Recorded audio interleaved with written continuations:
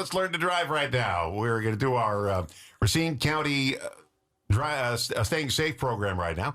With me from the program is Tom Ditter from the Racine County Traffic Safety Commission. Each month we do a different program to help people with safety. We did buses. We do, snow safety when you're driving. And now we're going to talk about teenage drivers.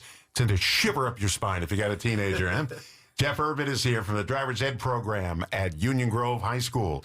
I think that's every parent's fear. Oh, no, they want a permit. I remember on Leave It to Beaver when Wally gets his permit, his mother is panicking. And then he wants the keys when he passes. Well, you just got it. Why don't you wait a few months? Teenagers don't want to wait. I passed. I want the keys. Give them to me now. Yes. You must be frightened to death driving with teenagers in a car. Well, that's what most people ask. They'll say, aren't you terrified? I could never do that. Well, you do it long enough, and you learn that, you have to stay calm. And the more you do it, it's just like anything in life. You get better at it, So the more I sit in the car with these kids, and the more you learn what mistakes they're going to make before they make them, and you get more comfortable that way. But I've been doing it 28 years, so it takes a lot. Takes a lot to rattle me right now. Yeah. Have you ever had a kid who just can't handle it, and there's going to be an accident somewhere because they just can't handle the stress of driving, or they can't figure out that you've got to go slowly on the brake, jam it on. And when you get to a stop, you don't roll through a stop sign. You got to pay attention to the signs, pay attention to the surroundings. I do get kids like that, but I've never gotten to a point where I've had to stop the lesson and just say we can't do it. We've had to pull over. I've had kids cry in the car. Really? Yeah, I have. I have. And you learn that first year that you can't yell at them. And you cried too, right? I've never cried in the car. Maybe after, but no, you learn. These kids, they'll calm down in the car, and then we start in the slow areas if we have to. I'll start in a parking lot. I've had kids where I've only had to start with in a parking lot. Then we'll graduate to like a residential area and move from there. But I've never had a kid where I've actually had to stop the lesson, so that's good. But I have had kids that have never driven before. So on 2.5 Men, they let the little kid drive the car in a parking lot, and he jams on the brakes, and Charlie says in the backseat, "Notice how close we are to the dumpster now." We weren't as close before, but we're close now. My dad did. I just remembered that. He took me to the department store parking lot a few times. That's a great idea. I put out a video in my because my class is online, my classroom portion is, except for a couple days. In my last video, I tell the parents on the video, because they have to watch it with a kid and then email me to tell me that they watched it. And I tell them, I say, start in an empty parking lot. Start in a cemetery, someplace where you go real slow and you don't have to, you don't have to worry about high speeds or much traffic, and then graduate from there. Because a lot of parents, they're like, they want me to take them out first, but I want to teach them a lot more than that. So that's why I always tell them empty parking lots are one of the best places to start, because, chances of hitting something are pretty slim.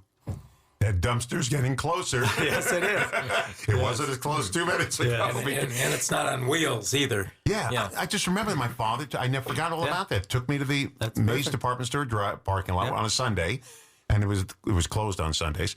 And he said, "Now I want you to park here. Yeah. See the lines, park in the lines." I forgot all about that. He just reminded me of that. I don't know about cemetery, so I wouldn't want to knock over a tombstone. Well, I wouldn't either, but the speeds at a cemetery are mostly 10 miles an hour, and it's winding. They're usually winding, so it's a very slow speed. I could never do your job in a million years. I just couldn't. I couldn't handle the stress. I've heard that so many times. But you have double brakes, right? I have a brake on my side, yes. And like I mentioned before, I do have. I wish I had a gas pedal at times. And I went to the Driver's Ed conference at Wisconsin Dells. I go there every spring, and they had one of the speakers had a show of hands, said, "Who has a brake?" And everybody raised their hand and he said, "Who has a gas pedal?" And one person, I don't know how they got it, but they have a gas pedal on their side, so I don't know how that is. Where do you get cars that are made like that? So it's not the car itself. We buy the brake and we install it into our car, and then it's just a cable that runs over it and attaches to the top of their brake, and then when I push on mine, it pulls on their brake. I'd be hitting it all the time. Yeah. I use it a lot, yes. And I do it now. When my wife's driving the fake brake, you're always hitting the fake thing with your foot. That's what all my kids will tell me. They say, "Yeah, my mom's over there hitting the brake. There's no brake." So. Just tapping that fake one. Yep. Well, that's great. Don, at the end of the show, he'll tell you where you can get one of those brakes if you want to install it on your car. Oh, I'm fine now. I'm not teaching anybody to drive.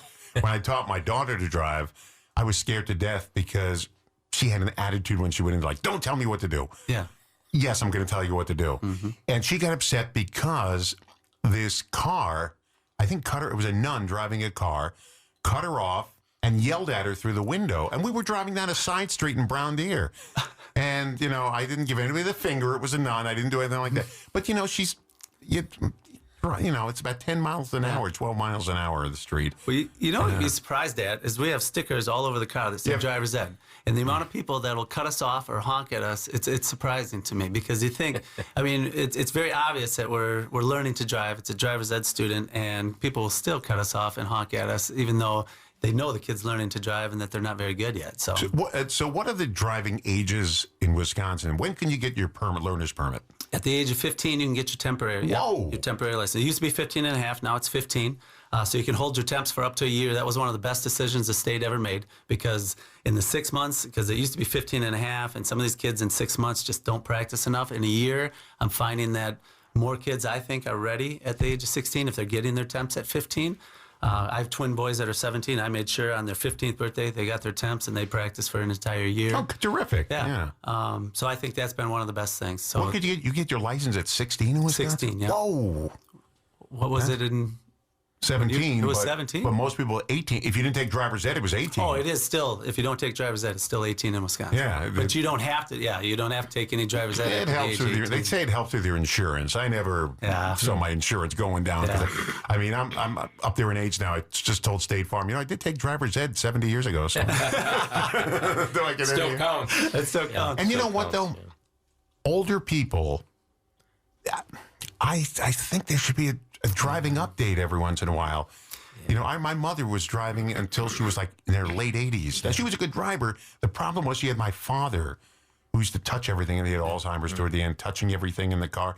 And I said, Mom, you're not even paying attention. You're too worried about him. Yeah. I can't. I said, give me your license. She said, you're right. Here it is. I said, I will drive you wherever you want to go. Yeah. You call me when I get it, and everywhere you don't have to drive. You can't drive with him anymore. That is a debate that comes up at our conferences every year, and it's such a it's a sensitive topic because can you imagine driving 60 years of your life and then you go in and have to take a road test and fail, and now that freedom that you've had for 60 years is gone. So it's a tough subject, but you're absolutely right. There are some. My grandmother was the same way. Rest her soul. She her last few years of her life, she was not a good driver. No, she was a good should've driver. been on the road. But She couldn't drive with my father in the car, and I couldn't take that chance anymore. She had a beautiful Cadillac, which plus the parking spot she had at the place she lived had a cement pillar, and she must have hit that pillar about 20 times. The whole side of the car was scratched up. It's the Racine County Traffic Safety Commission staying safe today. Tom Knitter is here from the Racine County Traffic Safety Commission. And we also have a special guest. Jeff Urban is here. He's a driving instructor, runs the driver's ed department at Union Grove High School, my wife's alma mater. There you go. But yeah, Great school. You didn't teach her, though. One thing about my driver's ed teacher I never forgot, and I think about this every time I come to a yellow light. He said, what does the yellow light mean? And everybody said, slow down. He goes, no, clear the intersection. Get out because the light's going to turn red. So if you're there, get through it. If you're not there, you can stop. But just make sure the intersection's clear. And every time I do, I'm going to clear the intersection because I forget his name. He was such a great guy, too. I really love that guy. He was good. Do they still show the horror films of the accidents? It's, because you can run your program. Everybody runs their program a little different. And some of the videos I do show some, especially the seatbelt ones that I want the kids to see just so they understand how important the seatbelt is. Because I always tell them if I rank everything in order of importance that I'll teach you from 1 to 100, number 1 is wearing a seatbelt by far. Well, they used to run from the Ohio State Patrol, Ohio State Police, 16 millimeter movies we had.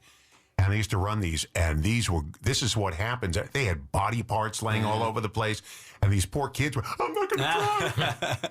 I get a lot of kids that'll tell me after they see certain videos that they don't want to drive now, and I tell them that's not the purpose of the video. The purpose is to drive safe. Yes. I'll take an Uber from now wherever I got to go. I don't want to drive. They were scary movies. Yeah.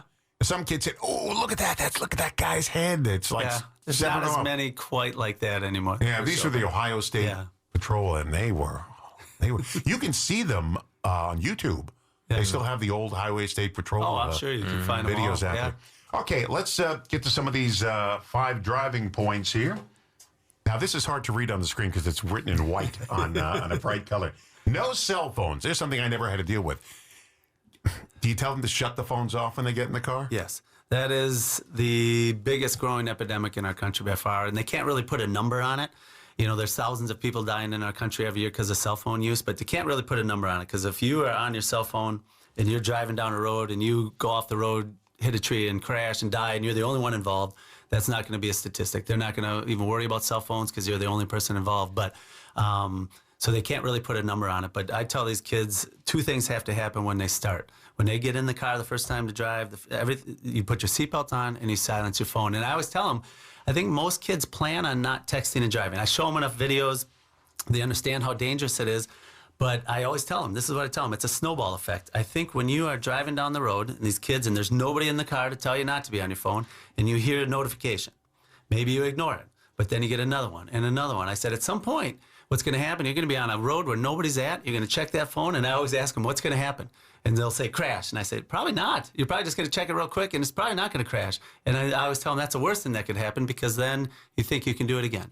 Then you think you can do it again. Next thing you know, you're part of the problem and not part of the solution, and you're texting and driving all the time. And I said, and it's just a matter of time then before you're going to cause an accident. So the odds are eventually going to catch up with you. Absolutely. We're talking about teen driving, driver safety. When I'm driving with my wife, my phone goes up. Don't look at it, and she's right. Don't. It takes a second because someone else can cut ahead of you, cut in. Yep. Could be an animal in the road, could be a person in the road. Yep. And for that second you look at your cell phone, like when I get a call from Tom Knitter, I never answer that phone call while I'm driving. I don't blame you. I say, he can wait, it's not important.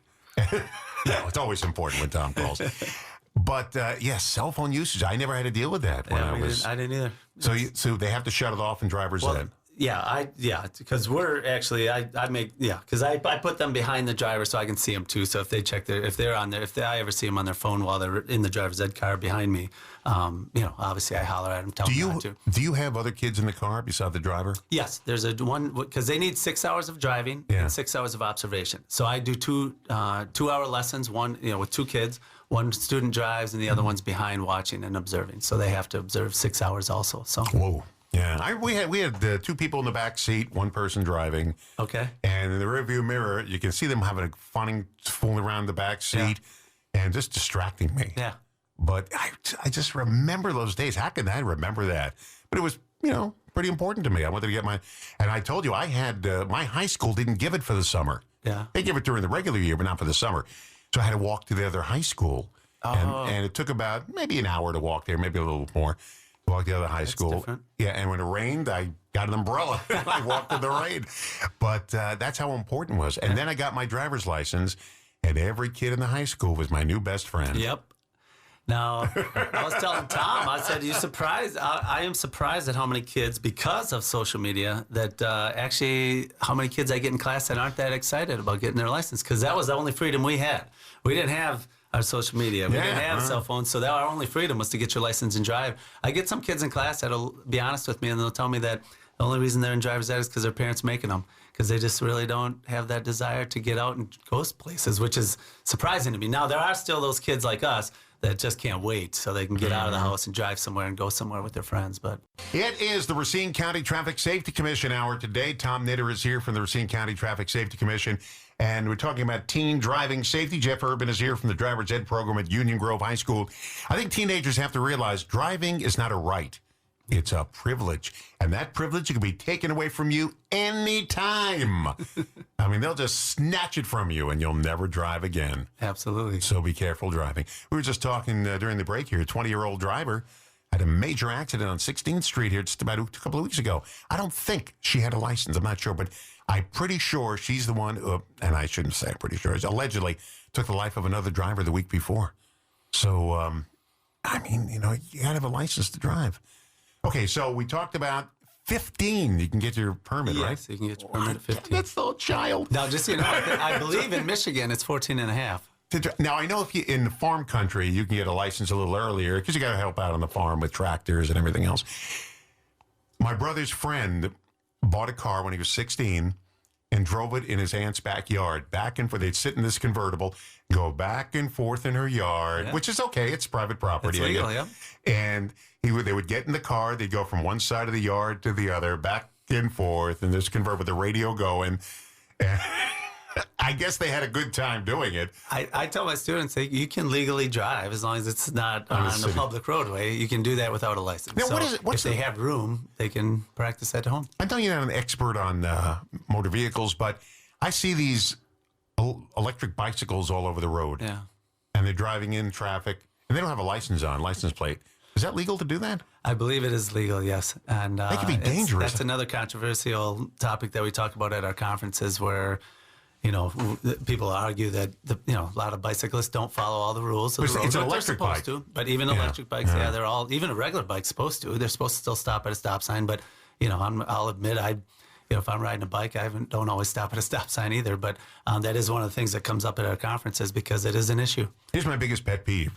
A school bus is there. They have the red stop sign out, and people drive right past it. And just so everybody listening knows, unless it's a divided road, it doesn't matter how many lanes there are. There could be 8 lanes of traffic. If that bus is all the way 7 lanes away from you and it's not divided, that's illegal. If it's a boulevard with that island in the middle, then you don't with the have island in the middle. If it's divided, you can continue to drive on the other side. I can't tell you how many people I see go. And stop signs. When I retire, I'm getting a beach chair. I'm going to sit at the corner of Victory and whatever that street is over here and just videotape all the drivers passing the stop sign. They just roll. Some of them roll through it. Hit the brakes, but they roll. Some don't even make that effort. Yeah. Because it's early in the morning. They think, what are the chances of another driver coming? You only find out once. Yep, the driver was there, and you might not even realize it. $153 fine if you're rolling through a stop sign. How much is it? $153. That's what the cop told one of my students because I had a student not stopping completely, and he thought he was stopping completely. And I kept saying, "You're not stopping completely." He said, "Yeah, I am." And I said, "No, you're close, but not quite." And sure enough, we pulled over to do a wide turn. Cop pulled up alongside of us, had us roll our window down. He said, "Hey, I know your instructor's with you, but you didn't stop at that stop sign back there." So the kid never said a word the rest of the lesson because he knew I was Where'd right. they get the $3 from? I don't know. That's the state legislature with their $3. 153. Yeah. So I don't know. 150, not 150. No, 153. And that could have changed. That might be higher now. That was a couple years ago. So Okay, third on our list here. It looks like second on our list says no extra passengers. So with their temporary license, they can drive with a parent, guardian, or somebody 21 or older with written permission that is in charge of them, and then they can have as many immediate family members as they want in the car. Once they get their probationary license for 9 months, the first 9 months they can only have one non-immediate family member in the car. So they can have one friend in the car. So they're limited on the amount of passengers, and that's because of the distractions that they're going to cause. So they could still have a couple siblings in the car and a parent and a friend, but that first 9 months they have their probationary license, they can only have one friend. And isn't there a restriction like overnight hours from midnight to 5? Midnight to 5 a.m. They can't drive by themselves. They could still drive with a parent, and there are exceptions if they're driving from home to school, school to home, home to work, or work to home. Those are the exceptions as far as driving from midnight to 5 a.m. for the first 9 months. I remember the first song I ever heard on the radio when I got my driver's license. And I said to my mother, "Can I take the car out?" She goes, "Why do you have to take the car?" I said, "I'm going to May's department store." "Why can't you walk?" "Because I got a driver's license." She did not want me driving that car. And I said, "Can I please have the keys?" "I don't see why you can't walk." "Because it's 45 minutes to walk, and I can drive there in 5 minutes." And so she gave me the keys. I turned on the radio. The first song I heard, Maggie May by Rod Stewart. You still remember that? You always forget. You never forget your first girl. Never forget your first radio station. At least it wasn't Hot Rod Lincoln or something like that. It was Maggie May by Rod Stewart, my first song. And I got in the car and I was terrified because I was alone. Yeah. There was nobody in the car. And I lived to tell the tale. Yeah. I went to the department store, got what I wanted, came home, parked the car. When my daughter first got her license, and she said, "Okay, I'm going to the Butler Skate Range." This is Butler, right north of Milwaukee. And she said, "I'm going to Butler Skate Land. Can I have the keys?" "Oh, no." And it was at night. So she drove there, and my wife and I followed her in the car. She didn't see us to make sure she got there okay. Then we went home, and I said, "Call us when you're coming." There was no cell phone. So I said, "Call us when you're coming back." She called us. we ran down to Butler Skate Land and followed her home. And just before she got home, we pulled ahead, got ahead of her so we pulled into the driveway. I was laying on the carpet the whole time at home saying, please make this night end. Please make it end. Because it was night. She had kids in the car with her. But she was great. Yeah. She got into one accident in her entire life. Wow. Actually, two accidents. One was she was parked and a school bus sideswiped her and pulled the door off the car. Oh. And the bus driver swore it was her. But there were cameras. Yeah. And Cameras are. bus driver lying. And the other one, she was driving and a guy ran a red light and hit her broadside, put her in the hospital. Oh, boy. And cracked a bunch of bones on her. And So she was in two accidents, you said, but neither one were her fault. well, the one, a guy ran a red light and just hit her broadside. And lucky there were a whole bunch of cars. It was on Lincoln Boulevard in Milwaukee. And also the bus driver just took her door off and then lied about it. And they pulled out the. That's great for cameras. I actually have, I'm one of the first in the state to actually put a dash camera in my car, and I use that footage to teach my kids. So when they're watching videos, they watch dash cam footage of me teaching and certain things that have happened in front of us, and that works out great. But getting back to your story about the first drive, my twin boys, we came back from the DMV after they both got their temporary license. And, after they both passed their road test, got their probationary license, and we pulled into the driveway, and my wife had forgotten something at the grocery store, and about a mile down the road is Piggly Wiggly and Union Grove, and so we said, hey, can you guys go get this? And so the two of them got in that car, and I'll never forget, that was their first drive. But what's nice is Life 360, you guys know what that is? It's an app where we can see where they are and we can see the speed they're going. We can, you can really monitor. I know a lot of kids don't like it, but it's a great way for parents. As long as they have their phone with them, you can see exactly the speed they're going and where they are at all times. Well, you can do what I do, just lay on the floor and pray for the That's day to another be option. over. Pray for the night to be over. Please bring her home. I want to go to sleep. That's another option. And that's what I did. Okay, no speeding. Now, you'd think that would be obvious. You would think so. I get a lot of kids in the car for their first lesson. They'll just, all of a sudden, they're just going 5 over. And I always tell them, I'm not going to let you go 5 over. Your parents might let you do that. And the biggest thing I stress to them, too, and I don't lie to them. I say, I'd be lying to you if I told you I never drove 5 over. But I always tell them, but 5 over isn't always okay. Because I tell them, I'll give an example. If we're out on Highway 20 and there's 3 lanes, it's 45, and maybe you're going 50 in that 45 with 3 wide lanes, not a lot of traffic. Is it really that dangerous? I tell them, probably not. It's still a violation of the law. But then I tell them, okay, we're in a residential neighborhood, 25 speed zone, Sunday, kids out everywhere, people riding bikes, people walking. Is 30 okay in a 25?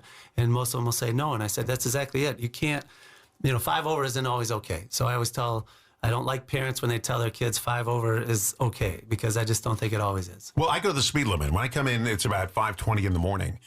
And there's always somebody on my bumper because they're late for work. Yes. And they're like trying to move me, and I can't even see their headlights are so close. I'm going 30. If you don't want to go 30, get up earlier in the morning so you're not in such a bit. I'm not in a rush. Yeah. I'm going to get to work on plenty of time today. Yeah. I was telling you before we went on the air today, my dad, when I had my learner's permit, took me for, around the small streets and he said, all right, let's go on the LIE, Long Island Expressway. I said, no. He said, you're going to have to learn how to do this and learn with me because I know how to drive this expressways. And your driver's ed teachers are going to take you on the Long Island Expressway. Trust me. Let's go. So we went on there, and I'm traveling at 55 miles an hour. He said, no, pick it up. I said, 55. Keep up with the flow of traffic or you're going to cause an accident because you're making people pass you. They're going like 65 miles an hour, and they were all trying to pass me, and they're trying to cut other drivers off in the left lane to get ahead of me. He said, keep up with the flow of traffic or you're going to cause a big accident. And I was shaking. I said, I think I take the next exit. I can't handle this. But he was right in a way. Yes, the speed limit was 55, but in reality, people were passing me. I tell kids there's that fine line, but I also tell them, like on the freeway out here, when we do our freeway lesson, there's 4 lanes when we're out there. And I say, if you go 70 in the right lane, you'll be fine. There's 3 lanes for people to pass you. Even if it seems like everybody on the freeway is going faster than you, you could still do the speed limit in that right lane and not have to worry about it. But yes, there could be a situation where there aren't 4 lanes or 3 lanes, and traffic's moving real fast and everybody's swerving around you, or you might have to go a little faster. But that's, there's a fine line there to tell kids that I just to remember speed to be safe. His exact words were, keep up with the flow of traffic or you're going to cause an accident. And parents tell their kids that all the time, but I always tell them there's very rarely will you be in a situation where you're going to have to speed to stay safe. So it's a rare situation, but it can. Talking about staying safe at the Racine County Traffic Safety Commission, we're talking about teenage driving safety. It should be everybody's driving safety, teenage driver. And if you want, you can follow along to what we're doing. Just go to racinecounty.com/staying safe. You'll see the list of all the programs we've done, all our posters, and you look down the list, you'll see the latest one is teenage driving safety. So go to racinecounty.com/staying safe, and you'll see it right there. And you've got an app to talk about. Yes, the Safe Roads app. That is one that has been promoted for a couple of years at all our driver's ed conferences. I believe Bots is the one who started that. And I've had it on my phone for a couple of years. But what happens is you'll drive. After you get to your location, within 5 to 10 minutes, it will ask you if you were the passenger or if you were the driver. And if you were the driver, then you click that, and then it gives you a score. Now, how it scores you is, I'm looking at this right now on my phone. It's acceleration score, brake score, cornering score, steadiness score, a swerve score, a phone score if you're on your phone, and then a speed score. And the higher your scores are, after a certain amount of time, you get, if you keep the scores high, you actually win gift cards, and like the Amazon and other places. So it's a great thing for teens and for adults to actually, get gift cards and just for safe driving. Let's get through our list here. No alcohol. Again, obvious. Yeah. But you got teenagers. They go to a party. They think nothing's wrong. I can take a drink or two. You'd be surprised how blurry your eyes get after a few drinks. Absolutely. Now, I don't drink. But I've heard stories about, people say, I can drive. No, you can't. That's why people die in car crashes, because you can't drive when you're drunk. The biggest problem with alcohol is it lowers your inhibitions, so it makes you think that you're okay when you're not. There is not a drop law in Wisconsin, so anybody under 21 can't have any amount of alcohol in their system. So if they get pulled over and they blow a .01, that would be illegal for them. So it's not about the intoxication limit if you're under 21. So that has been a good, a law that's been added. But it is definitely, cell phones and drinking are probably the two biggest problems, I think, in Wisconsin when it comes to driving. I would agree. And I always ask kids, I'll say, how many times have you gone out, with your parents or whatever to a fish fry or something, and your parents have had some drinks and then they drive you home? And I say, well, maybe they were okay, maybe not.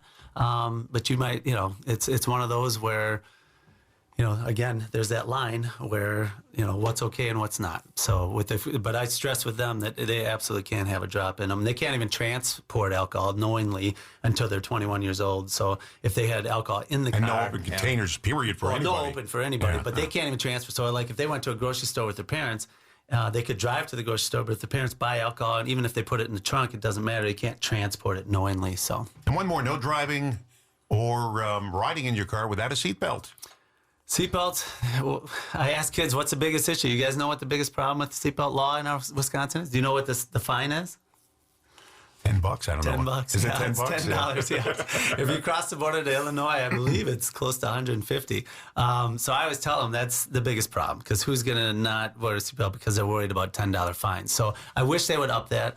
But the amount of videos I show and the amount I stress, and I tell them, I told you this already, but that is by far number one. If something bad happens in the car, your best chance to survive is to have that seatbelt on. We had a teacher a science teacher that's retired. He was a fire chief in Union Grove, and he told me for 22 years he would go to different traffic accidents where people were killed, and he said in 22 years, twice he had to take a seatbelt off of a dead person. He said twice. He said every other time it was somebody that didn't have a seatbelt on. Well, the manufacturers of cars do something interesting. They put that annoying bell that won't stop. Yeah. And it does help. Just to shut it up, you want to put your seatbelt on. Our driver's ed car, you can't shift until the seatbelt's on. You can't. Well, that's good. Yeah. Was that built into your car especially? No, ours is we just buy the car, but the newer cars, a lot of them have that. So. And you get that brake, the passenger side brake. I do. Which I would love to have, but I'd be stopping the car every few seconds. I was going to tell you my story. So I got a car for my senior year in high school. I didn't get a car, I used my mother's car. So I got my license, and now you're the magnet. All the kids love you. All the people that wouldn't talk to you for the first 3 years in high school will now want to be your best friend. So we have the senior carnival. It was a Saturday night. And the kid said, hey, can you drive me home? And the prettiest girl there said, oh, can you drive me home too? Of course, everybody else out. She wants to drive home. So I've got 4 kids, and I go to start the car, and it won't start. And we're waiting and waiting. Finally, they all vanish, because they want to get to where they're going, parties and everything. I'm all alone. I go to a payphone, call my mother.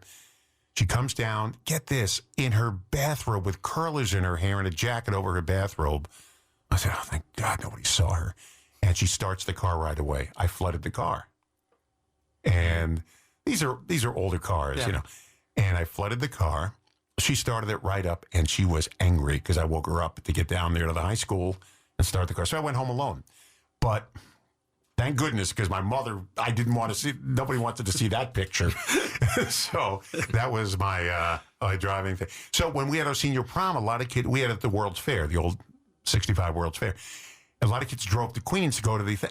I said, no, the girl I took, I don't want to drive. Let's take the bus. I mean, you're driving at night. You're driving with a lot of kids on the road. No alcohol, but still. So we took the bus to play it safe. And, you don't have to drive everywhere. No. There's public transportation. If you have to go somewhere, it's going to be late at night. You think you might be tired. So a couple of us took the bus. I do believe Uber, those companies like that have helped with especially the drinking and driving. I really do think that's helped a lot, where people will be out and they will just Uber somewhere. Or what's the other ones? I don't know what the other ones are, but taxi cabs. Yeah, well, taxis. Yes, but if you're not in a city that has a lot of taxi cabs, but yes, taxis are great. But it seems like that's changed a little bit. I think that has helped. But thank you, Tom Knitter. Sure. Tom Knitter from the Racine County Traffic Safety Commission, always putting these shows together. I really do appreciate it. Well, you're very welcome. Thank you for having us on. Again, I would refer people to take a look at the website. It's got the poster on there, and it's got a couple of links. One of them is to the app that Jeff talked about. The other thing would be if people want more information about teen driving safety and some of the statistics in Wisconsin, as well as so many other things. Wisconsin DOT does an excellent job of putting the information out there. And we've got a link on the poster that people can at least get the information. Thank you, Jeff Urban, Union Grove High School Driver's Ed Program. You bet. The one thing I do want to, I was talking to Tom about too, is if you ever you could just Google community maps. And you can take a look at how many accidents have been in the state for the year. You can check any year. And when I just checked it this morning, 50 as of today, just this year in 2025, 56 teens have been killed on Wisconsin roads.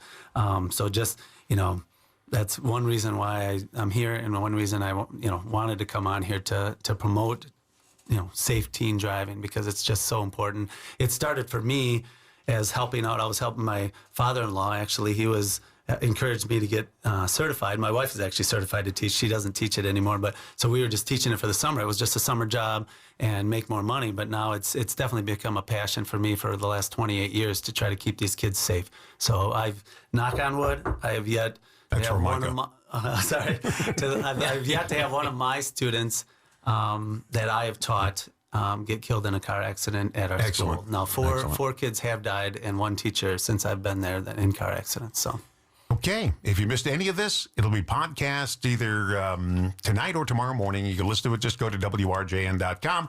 Wherever you get your podcast, search Don Rosen Show, and you'll see it up there. Thanks, guys.